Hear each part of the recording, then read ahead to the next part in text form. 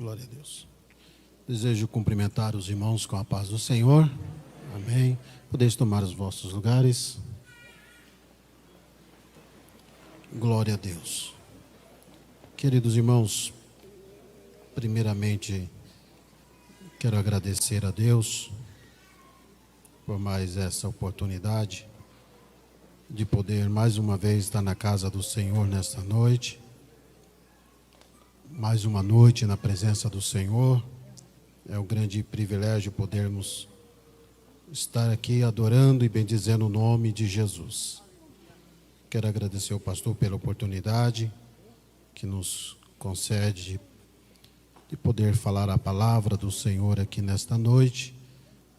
Sabemos da grande responsabilidade que é fazer uso do microfone aqui para transmitir a palavra de Deus, que a palavra poderosa que transforma vidas. A palavra de Deus é maravilhosa. Eu gostaria de convidar os irmãos a abrirem as vossas Bíblias no livro de Números.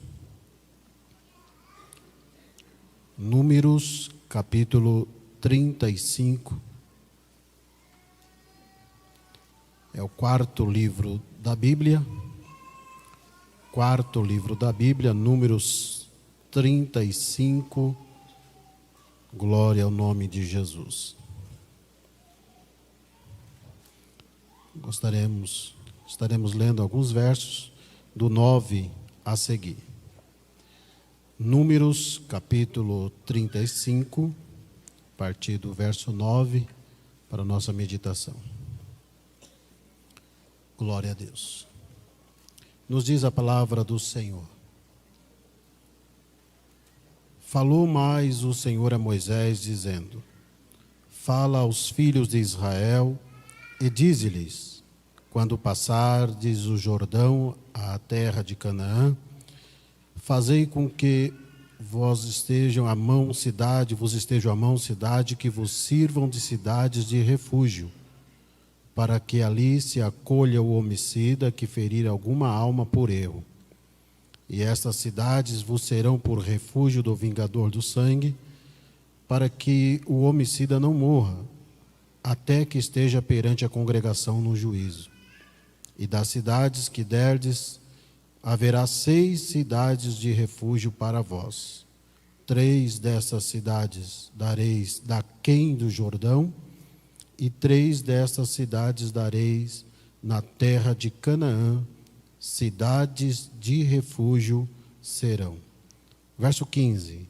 Serão de refúgio estas cidades para os filhos de Israel e para o estrangeiro, e para os que se hospedar no meio deles, para que ali se acolha aquele que ferir alguma pessoa por erro. Amém? Somente até aqui, irmãos. Para a nossa meditação, gostaria de falar à igreja nessa noite sobre essas 6 cidades de refúgio e trazendo uma comparação, uma simbologia de quem realmente representa essas cidades de refúgio para os nossos dias. Irmãos, antes de analisarmos aqui precisamente essas cidades de refúgio, precisamos entender o contexto em que elas foram colocadas. Primeiramente, nós temos, irmãos, no livro de Gênesis, lá no começo, quando Deus forma o homem, nós temos do capítulo 1 de Gênesis até o capítulo 11, nós temos uma história direcionada às nações, direcionada às famílias. Nós temos no início do livro de Gênesis o primeiro casal, primeira queda, e sucessivamente muitas coisas aconteceram nos primeiros 11 capítulos do livro de Gênesis. E as nações sendo formadas, também nos 11 primeiros capítulos da Bíblia, inclusive muitas dessas nações conhecidas na história, naquela região da Mesopotâmia, as nações antigas, tivemos também a questão do dilúvio que ocorreu ainda dentro desses 11 capítulos. Mas, irmãos, a partir do capítulo 12 de Gênesis, a partir do capítulo 12 de Gênesis, antes disso nós tivemos ainda a Torre de Babel, confusão, que Deus espalhou o homem ali por causa da desobediência. Mas no capítulo 12 de Gênesis, que é o centro o porquê dessa mensagem aqui, dessas cidades de refúgio, no capítulo 12 de Gênesis, é um pouquinho de história, um pouquinho de geografia, mas é interessante para nós entendermos o porquê dessas cidades de refúgio. No capítulo 12 de Gênesis para frente, irmãos, Deus chama um homem e faz promessas para ele, que faria dele uma grande nação. Todos conhecem essa passagem, capítulo 12, sai do meio da tua terra, do meio da tua parentela. Então Abrão saiu lá de Ur dos Caldeus, naquela região da Babilônia, região da Mesopotâmia, e foi em direção à terra que Deus havia prometido para ele. Então Deus prometeu para Abraão, primeiramente, que faria dele uma grande nação. Farei de ti uma grande nação. E também que daria uma terra para ele habitar. Então, irmãos, Abraão, capítulo 12 de Gênesis, até o capítulo 50 de Gênesis, entra essa história desta família que começa, irmãos, a crescer. Abraão no início não tinha filhos, os irmãos conhecem muito bem todos os detalhes dessa passagem. Mas, irmãos, a família começa a crescer, depois nasceu Isaac, depois de Isaac veio Jacó, neto de Abraão, e em Jacó nós temos ali então, irmãos, 12 filhos de Jacó. Ainda dentro do livro de Gênesis temos os 12 filhos de Jacó, que se tornaram depois as 12 tribos de Israel. 12 filhos de Jacó, que se tornaram depois as 12 tribos de Israel. Termina o livro de Gênesis falando desses 12 filhos dele, termina o livro de Gênesis falando de José, fala da morte de Jacó e fala da morte de José no final do livro de Gênesis. É interessante que o livro de Gênesis começa com o início de tudo, início da vida, e termina o livro de Gênesis falando da morte, a morte de José, do seu pai, etc. Depois, irmãos, eles estavam no Egito, depois de 430 anos que eles habitaram no Egito, ficaram lá esta família por causa da fome. Depois de 430 anos, Deus então tira o povo de Israel da terra do Egito, tira o povo de Israel da terra do Egito e faz, irmãos, a promessa, que ia levar eles novamente para a terra prometida, uma terra que mana leite e mel. Então Deus faz essa promessa, então entra a história, o livro de Êxodo, o segundo livro da Bíblia, Êxodo, que é saíram do Egito, então vão em direção ao deserto, irmãos, passam pelo Monte Sinai, lá nós temos o livro de Levítico, Monte Sinai, e o livro de Números, que é esse que nós lemos aqui, que conta, Números fala de uma contagem, fala de recenseamento, ainda dentro desse período no deserto, o livro de Números. E Deuteronômio, que é o último livro do Pentateuco, irmãos, ele é um livro de repetição da lei, reconta a lei novamente para aquele povo que ia chegar em Canaã. Os irmãos sabem que o povo de Israel passou 40 anos no deserto, não porque o percurso era tão longe assim, porque eles deveriam ter chegado em menos de 2 anos lá em Canaã, mas por causa da desobediência eles ficaram mais 38 anos andando no deserto. Chegaram, antes de entrar em Canaã, vem o livro de Deuteronômio, que é a repetição da lei. Por quê? Agora é uma nova geração. Agora aquela geração de 20 anos para cima, que saiu do Egito, toda ela faleceu durante o trajeto. Então, de 20 anos para cima, quem saiu do Egito ia morrer. E de 20 anos para baixo, é a nova geração que ia entrar na terra de Canaã. Então a nova geração vai chegando em Canaã. Mas antes da chegada, irmãos, em Canaã, lá mesmo no Monte Sinai, Deus deu a lei para Israel. Existiam várias leis na época, existia até antes disso, uma lei que, para quem é da área do direito, sabe muito bem, a lei do talião, aquela lei que era olho por olho, dente por dente. Existia a lei no antigo, antes dessa lei que Deus deu para Moisés, um sistema de lei, mas Deus estabeleceu então, irmãos, lá no Monte Sinai, a lei para Israel.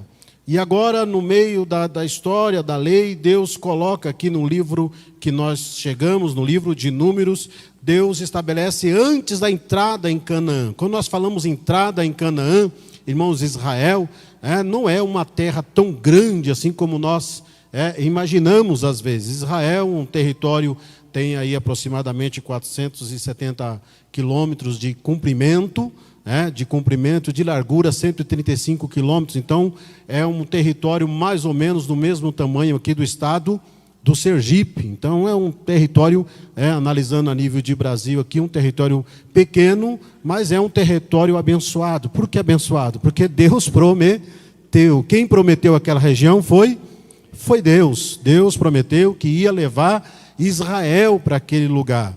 Irmãos, mas antes de chegar nesse lugar, Moisés, então, Deus fala com Moisés e manda ele estabelecer aqui 6 cidades de refúgio. Para que serve essa cidade? Porque a lei, irmãos, a lei apontava, a pessoa falhou, era olho por olho, dente por dente. Falhou, tem que pagar com a vida. Matou alguém, tem que morrer também. Mas Deus estabelece aqui, irmãos, essas cidades de refúgio, porque às vezes a pessoa cometeu um erro, matou alguém, mas foi sem intenção, não teve intenção de fazer isso. Então essa pessoa cometeu esse erro por um incidente, por uma falha, e isso também é tratado, inclusive, nas nossas leis aqui no Brasil, questão do dolo, culposo, doloso. Então, essa questão de ter a intenção ou não ter, Deus estabeleceu, irmãos, que quando o povo fosse tomar posse da terra prometida, Deus estabeleceu que lá eles iriam dividir as cidades, porque das 12 tribos de Israel, irmãos, das 12 tribos, teve uma tribo, irmãos, que os seus 2 filhos receberam possessão, receberam terras naquele lugar. E uma delas não ia receber uma possessão maior, que ela ia cuidar, irmãos, dos tabernáculos, ia cuidar dos sacrifícios, que todos sabem, a tribo de Levi, A tribo de Levi, ela não ia receber possessão, porque ela ia morar juntamente com os demais e ia cuidar do tabernáculo, cuidar do sacrifício. Então imaginamos, irmãos, foram separadas então 48 cidades para essas tribos, dentro de todo o território de Israel. Das 48 cidades, Deus mandou separar 6 cidades de refúgio. Para que serve, aqui para os irmãos que estão acompanhando aqui o culto, aqui na igreja, o território de Israel, irmãos, ele divide em 2 partes, como se fosse esse lado aqui, o lado oriental, e como esse lado fosse o lado ocidental. E no meio dos 2 territórios tinha o que mesmo? Que dividia os 2 lados? Um rio, conhecido em toda a Bíblia Sagrada como Rio Jordão. O Rio Jordão, ele divide esses 2 lados de Israel. Então imaginamos, irmãos, que este lado aqui seria o lado oriental, conforme você olhando ali na geografia, e o lado esquerdo aqui seria o lado ocidental, porque deste lado tem o mar Mediterrâneo. Então, quando Moisés, irmãos, claro, ele não entrou na terra prometida, ele somente avistou a terra, mas Deus deu a ordem para ele. Fazer o quê? Você vai orientar Israel a dividir essas terras, vocês vão tomar posse das terras e vão separar 6 cidades em todo o território. Como assim todo o território? Então aqui a parte sul da cidade, do lado de cá, do lado oriental, ia ficar uma cidade, Essa cidade aqui, irmãos, é chamada na Bíblia, aqui nos demais versos, que nós não lemos todo o verso, todo o contexto, mas a primeira cidade era Bezer.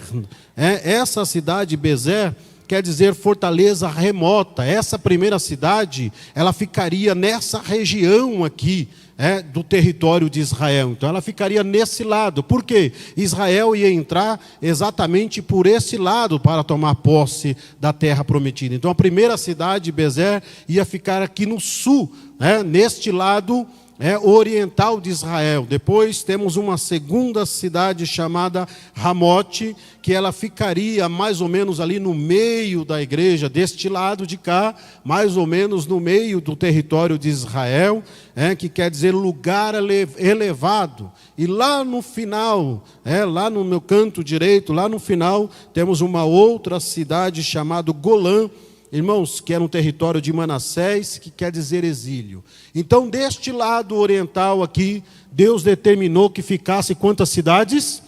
3 cidades, ou seja, todo o território de Israel, aqui do lado oriental, estaria coberto por uma cidade de refúgio. Tinha cidade de refúgio aqui no sul, tinha cidade de refúgio no centro de Israel e tinha cidade de refúgio lá no norte de Israel, na região do Golã. Ou seja, irmãos, todo Israel do lado oriental estaria coberto por uma cidade de refúgio. Deus não faz as coisas, irmãos, sem ter propósito. Deus não faz as coisas simplesmente por fazer. Não, Deus tem um propósito. Quando Ele realiza algo na nossa vida, nós temos que, às vezes, é difícil de entender, porque o povo estava chegando em Canaã, o povo veio do Egito, o Egito estava aqui atrás, então o povo estava entrando em Canaã, eles iam entrar por esse lado oriental, onde fica ali a parte de Jericó. Então eles iam entrar por esse lado oriental, e Deus fala para eles: vocês vão dividir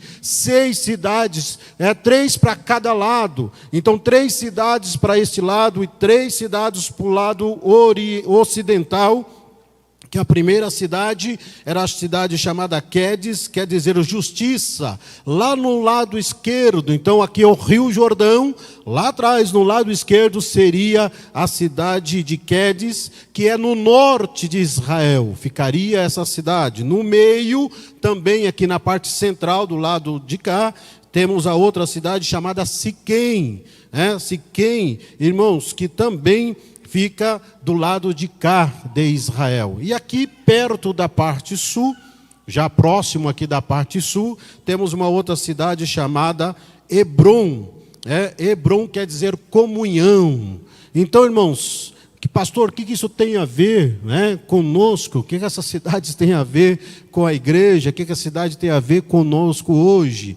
Então, irmãos, aqui nós fizemos aqui baseado no texto em Números, uma análise de que todo o território de Israel. Então aqui seria o território de Israel, o lado oriental e o lado ocidental, ou seja, 3 cidades de um lado e 3 cidades do outro. Para que servem essa cidade? Essas cidades cometeram um erro, que alguém falhar, de repente caiu, hoje fala-se de acidente, crime culposo, quando você não tem intenção, e você cometeu uma falha, e essa pessoa, a família, na lei antiga, o que essa família poderia fazer? Vingar o sangue dessa pessoa. Então, se irmãos, aconteceu lá um crime, o que a família tinha o direito, segundo a lei antiga, tinha o direito de vingar o sangue. Mas Deus, irmãos, já estabeleceu, olha, antes disso acontecer, essa pessoa que cometeu uma falha, essa pessoa que cometeu um crime, cometeu um erro, e não teve essa intenção, foi uma falha, foi um episódio que aconteceu. Então, para que a família não vingasse logo de imediato, essa pessoa deveria ser recolhida onde? Numa cidade de refúgio. Então, se ela morasse do lado de cá, irmãos, do lado oriental, por exemplo, na divisão das terras, ficaram 2 tribos e meia, tribo de Ruben, tribo de Gade, meia tribo de Manassés. Do lado de cá, do lado ocidental, ficaram 9 tribos e meia de Israel, Judá, Benjamim, todas as outras tribos, 9 tribos e meia do lado de cá. Ou seja, então Deus já estava aqui planejando, irmãos, organizando uma forma de que a justiça fosse feita, não naquele momento do calor da situação, porque quantas vezes a pessoa toma uma atitude, irmãos, no meio de uma situação, sem pensar, e depois que ele para pensar um pouquinho, esfria a cabeça e fala: meu Deus, não precisava ter feito tudo isso. não precisava ter agido desta forma, eu fiz no calor da situação, e Deus, irmão, já prevendo isso, Deus fala, olha, quando acontecer um acidente dessa natureza, para que a família, alguém não haja de uma forma impensada, então essa pessoa que cometeu tal coisa, ele vai recorrer aonde? Na cidade de refúgio mais próximo da sua casa. Então aconteceu uma falha, se ele estiver morando no lado oriental, aqui tem 3 cidades, tem cidade no sul, tem cidade no centro e tem cidade no norte. Tem refúgio no sul, tem refúgio no centro e tem refúgio no norte. Você já está entendendo o que Deus está querendo nos ensinar com isso? Se ele morava do outro lado, morava Judá, Benjamim, Naftali, se ele morasse do outro lado, lado ocidental, e aconteceu uma falha dessa, para que alguém não resolvesse, irmãos, as coisas de modo precipitado, ele recorria a uma cidade aqui embaixo no sul, uma cidade no centro do país e outra cidade lá no norte do país. Ou seja, em todo o território de Israel tinha cidade de refúgio para quem falhou, para quem errou. Deus estava dizendo, olha, eu vou dar uma oportunidade, mas quem vai julgar? Lá tinham os sacerdotes, tinham os juízes que moravam nessa cidade. Eram cidades dos levitas. Eram cidades dos levitas, eles queriam julgar, então eles iriam verificar se realmente a pessoa, irmãos, cometeu aquilo de forma impensada, aconteceu um acidente. Se aconteceu isso, o que deveria ser feito? Irmãos, tem algumas condições para essa pessoa receber asilo, né? Tem algumas condições para essa pessoa morar nessa cidade. Então, irmãos, se dependendo do que aconteceu, ele ia para a cidade, lá ele ficava, e o sacerdote, o levita, irmãos, ia analisar o caso, se realmente ele cometeu isso de forma impensada, ou por acidente, aconteceu uma falha, o que deveria fazer? Essa pessoa deveria morar naquela cidade que ele foi acolhido. Então, cometeu um erro, cometeu uma falha, ele ia para aquela cidade e morava naquela cidade. Ele não poderia, irmão, ser atacado de forma alguma, nenhuma família, nenhum vingador poderia entrar na cidade para tirar ele de lá, para matar ele. Por quê? Porque ele estava coberto agora. Enquanto ele estava dentro da cidade, ele estava guardado. Enquanto ele estava dentro da cidade, ele estava protegido. Ninguém podia tirar a vida dele enquanto ele estivesse dentro da cidade. Essa era, irmãos, um primeiro requisito da cidade de refúgio. Segundo requisito, irmãos, se essa pessoa que cometeu uma falha saísse da cidade de refúgio, o que poderia acontecer com ele? Se ele saísse da cidade de refúgio, o que poderia acontecer com ele? A responsabilidade da vida agora estava sobre ele mesmo. Então, se ele cometeu um erro, foi para a cidade de refúgio, ficou lá guardado, protegido, ele continuava vivendo. Mas se por acaso ele falar, não quero mais permanecer aqui na cidade, e saísse fora da cidade de refúgio, se o vingador encontrasse ele fora da cidade, poderia matar essa pessoa e ele não ficaria preso, o vingador, porque ele saiu fora da cidade de refúgio. Aleluia.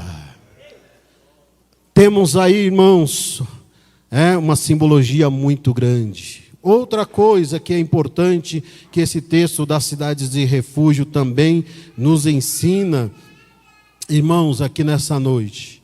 Primeiramente, todo lugar tinha uma cidade de refúgio. Quem que poderia ir para a cidade de refúgio? O próprio judeu e os estrangeiros. Deus não faz acepção de pessoas. Deus não, irmãos, faz isso. Deus, quando dá uma oportunidade, Deus dá oportunidade para todos. Nós oramos, irmãos, para a paz paz mundial, nós oramos para Israel, mas oramos para que Jesus salve irmão judeu, Jesus salve palestino, Jesus salve árabe, que Jesus salve, irmãos, toda nacionalidade. A igreja continua sempre intercedendo, porque Ele não veio para fazer acepção de pessoas, Jesus veio para salvar a humanidade, Jesus veio para salvar, e o texto aqui diz, olha, para quem mora lá, quem vai habitar nessa terra, tem um lugar para se refugiar. E ele vai ficar morando lá até quando, pastor? Aí a Bíblia nos fala aqui também nesse capítulo, irmãos, que após a morte do sumo sacerdote. Quantos sumos sacerdotes tínhamos em exercício, irmãos? Sacerdote tínhamos muitos sacerdotes. Agora, sumo sacerdote em exercício só existia um sumo sacerdote. Tínhamos vários sacerdotes, agora sumo, somente um por vez, somente um sacerdote, sumo sacerdote em exercício. Aí Deus estabeleceu aqui no livro de Números 35 que essa pessoa ficava morando na cidade de refúgio até a morte do sumo sacerdote. Quando o sumo sacerdote morresse, essa pessoa poderia sair da cidade do refúgio e ninguém podia atacar essa pessoa. Depois da morte do sumo sacerdote, ele estava declarado livre, ausente, irmãos, de problema, poderia sair à vontade. Então essa cidade de refúgio, irmãos, foi uma forma que Deus estabeleceu ali para Israel, para, irmãos, salvar aquelas pessoas,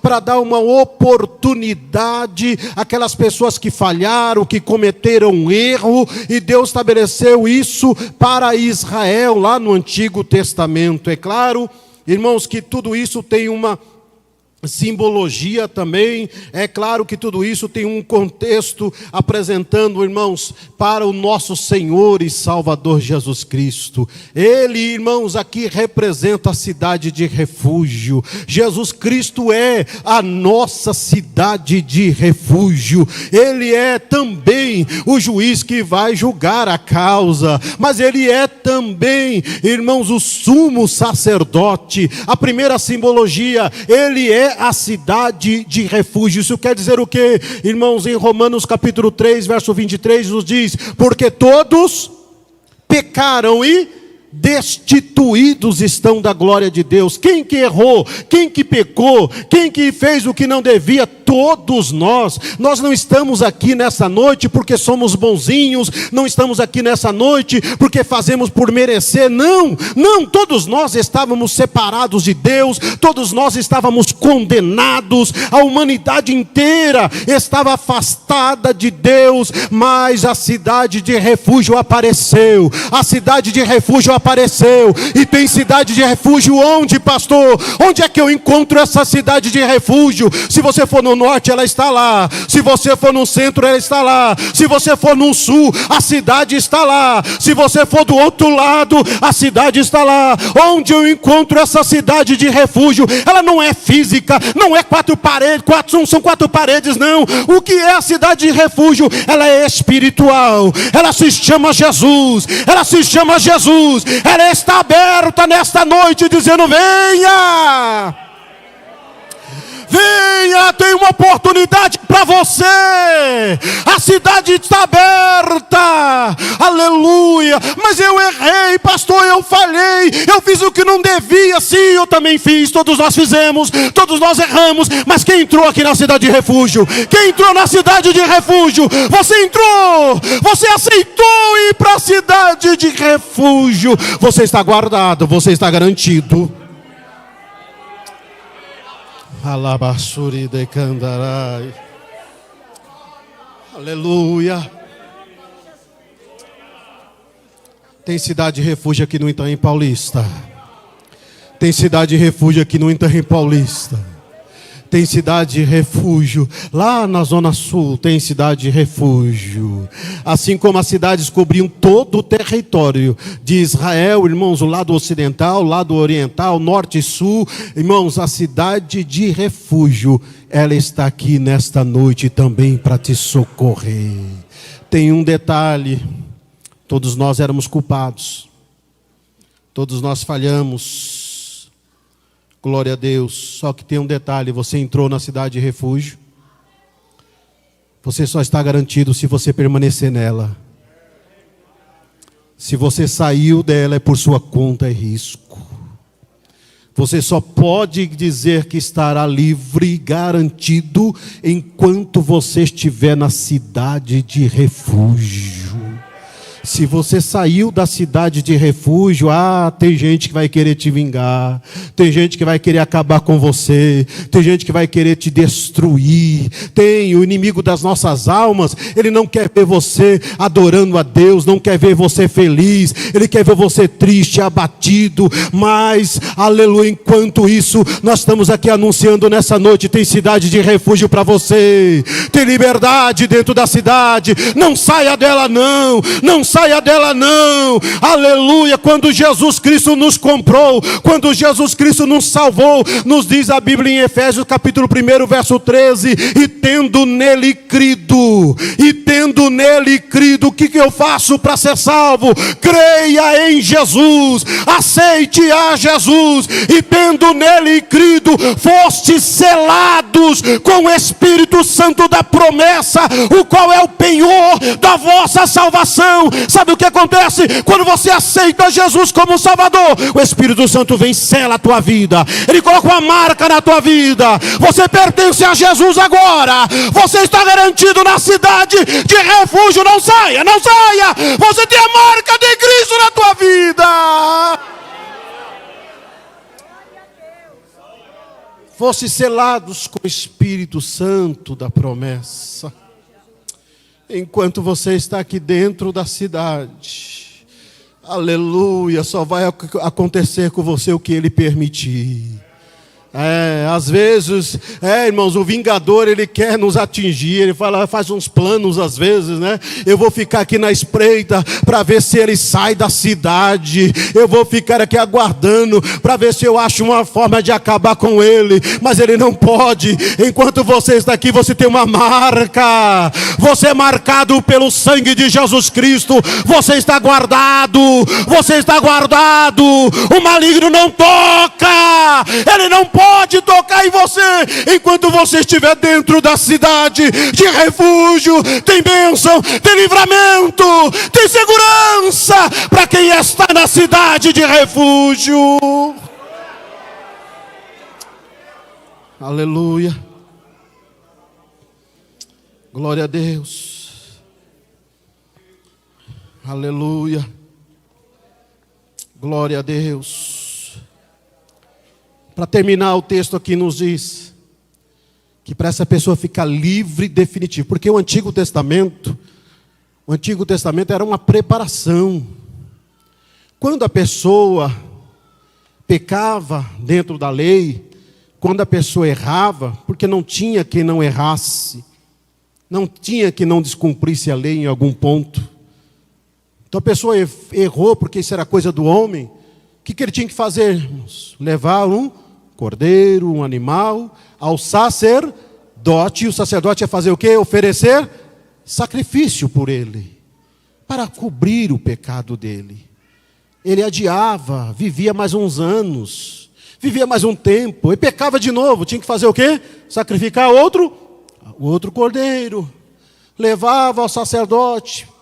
E o sumo sacerdote, uma vez por ano, fazia o que mesmo?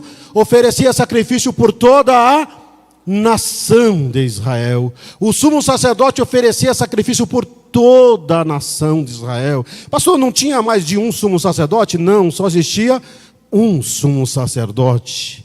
Não existia outro.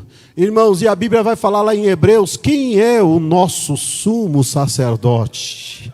Quem é o nosso sumo sacerdote? Não segundo a lei de Levi, não segundo Levi a tribo, mas ele era de uma outra ordem. O nosso sumo sacerdote, ele era de uma ordem maior do que a de Levi. Ele era maior do que Abraão, ele era maior do que Moisés. O nosso sumo sacerdote é maior do que Moisés. O nosso sumo sacerdote é maior do que Abraão. O nosso sumo era maior. De onde ele era? Ele era de uma ordem chamada segunda ordem de Melquisedeque, que era maior do que Abraão, que era antes de Abraão. Ele era de uma outra ordem. Isso quer dizer que se você quer ser verdadeiramente livre, não existe outro sumo sacerdote, não existe outro mediador. Há somente um mediador entre Deus e os homens. Pastor, não tem outro jeito. Não tem, só tem um. Só tem um mediador. Só tem um sumo maior do que Abraão, maior do que todos. Maior do que Arão. O primeiro sumo sacerdote, Arão, ele era maior do que Arão. Mas o mais interessante é que o texto vai dizer o quê? Que essa pessoa ficava na cidade de refúgio até a morte de quem? Do sacerdote? Não. Do levita? Também não. A morte de quem? A morte do sumo. O Antigo Testamento era uma preparação. O Antigo Testamento apontava para ele. Era só, irmãos, não era perfeito. Era por isso que tinha que repetir sacrifício. Mas quando veio o sumo, ele veio, cumpriu a lei, não teve falha nenhuma. Ele veio a este mundo perfeito. Tentaram acusá-lo, tentaram achar uma acusação, mas todas as vezes caía por terra, porque ninguém achou defeito nele. O nosso sumo sacerdote foi perfeito, cumpriu toda a lei. Toda a lei. Aí ele instaura agora o Novo Testamento. Mas aqui está dizendo que essa pessoa só ia ficar livre verdadeiramente quando morresse o sumo sacerdote. Aleluia. O nosso sumo veio. Ele viveu aqui seus 33 anos de vida como homem e como Deus. Mas como homem ele passou por tudo que você passou.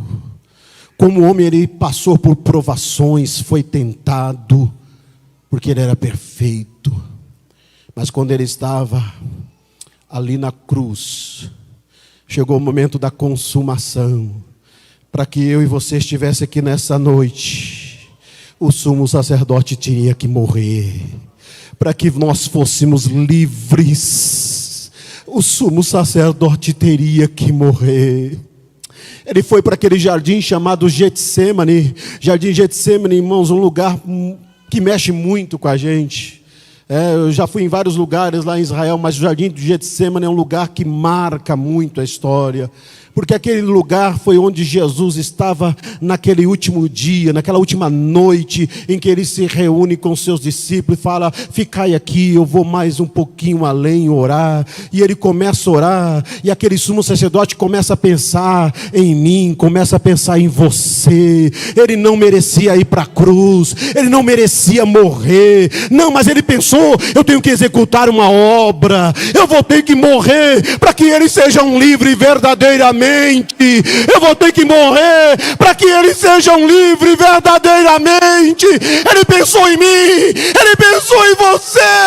A agonia era tão grande que o seu suor se transformou em grandes gotas de sangue, mas ele foi até o fim. Ele foi até o fim. Aleluia.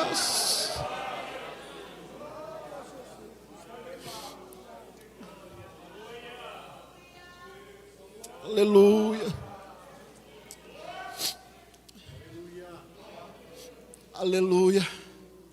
Na morte, na crucificação, no último instante, 2 malfeitores do seu lado, 2 pessoas que pela lei estavam condenadas.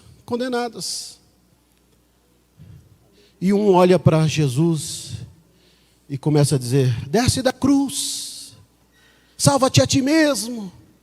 A atitude dele para com Jesus foi essa. E o outro olhou para Jesus, o outro olhou para ele e disse: rapaz, nós estamos aqui porque merecemos. Estamos aqui porque fizemos coisas erradas. Estamos aqui porque falhamos, estamos aqui porque pecamos. Mas Ele, nenhum mal Ele fez. Olha o que aquele homem disse, Ele, nenhum mal Ele fez. E ele olha para Jesus e disse: Senhor, lembra-te de mim quando entrares no teu reino. Jesus olha para ele e disse: hoje estarás comigo no paraíso. Hoje eu vou cumprir a minha missão. Hoje. Mas ele era condenado, mas ele se arrependeu. Ele entrou na cidade de refúgio chamada Jesus. E o sumo sacerdote Jesus estava ali prestes a morrer. Mas quando ele morreu, a liberdade foi proclamada. Quando ele morreu, a liberdade foi proclamada. A Bíblia nos diz: se pois o Filho vos libertar, verdadeiramente sereis livres. Você é livre. Jesus te libertou. Ele morreu por nossa causa. Aleluia, glória a Deus. Aleluia. Para terminarmos, Romanos capítulo 8, verso 1 nos diz: portanto, agora, nenhuma condenação há. Para quem? Para quem, irmãos? Nenhuma condenação? Não há. Para quem? Quem está em Cristo Jesus. Você está nele. Você entrou na cidade. Você está nele. Aleluia. Mesmo o seu adversário aparecer e começar a dizer para você: você falhou, você errou, não tem mais jeito. Você pode dizer nessa noite: eu creio em Jesus, eu recebo Jesus, eu entro na cidade. Com permissão do pastor, se coloque em pé neste momento, em nome de Jesus. Quantos verdadeiramente livres, se pois o Filho vos libertar, você pode levantar a tua mão e dizer: eu sou livre.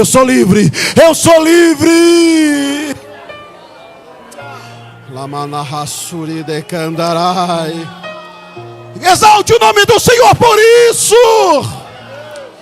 Pastor, eu tenho problema, mas você é livre. Pastor, eu passo dificuldade, mas você é livre. Pastor, eu tenho sofrimento, mas você é livre. Aleluia. Você é livre. O sumo sacerdote morreu. Ele morreu uma vez só para te garantir a vida eterna. Eu gostaria de saber se nessa noite, onde está a primeira pessoa que ainda não recebeu Jesus Cristo como teu Salvador? Você que ainda não aceitou Jesus como teu único, suficiente Salvador. Ele é o único. Não existe outros podem morrer, mas vai virar Marte. Mas ele não, ele é o Salvador. Outros podem morrer, fazer um sacrifício, mas não como ele é o único, ele é o exclusivo, ele é o único que veio para resgatar a humanidade. Onde está a primeira vida nessa noite, que quer voltar para os caminhos do Senhor? Você que está aqui nessa noite, que deu uma saída da cidade de refúgio. Talvez você pensou: eu vou lá fora ver como está o mundo lá fora. Eu vou dar uma volta lá fora para ver como está. Olha, o adversário quer acabar com você, mas Jesus Cristo está aqui para te dar a vida eterna. Temos alguém nessa noite? Onde está a primeira vida? Onde está a primeira vida que quer aceitar Jesus Cristo como Salvador da tua alma? Aleluia. Temos alguém nessa noite? Saia do seu lugar. Em nome de Jesus, saia do seu lugar. Você que ainda não entregou sua alma para o Senhor, entregue para Ele. Ele morreu por você para te garantir a vida eterna. Aleluia. Você que se afastou dos caminhos do Senhor: ah, pastor, mas eu errei. Não tem problema, Ele pagou o preço por você. Ele é a tua cidade de refúgio.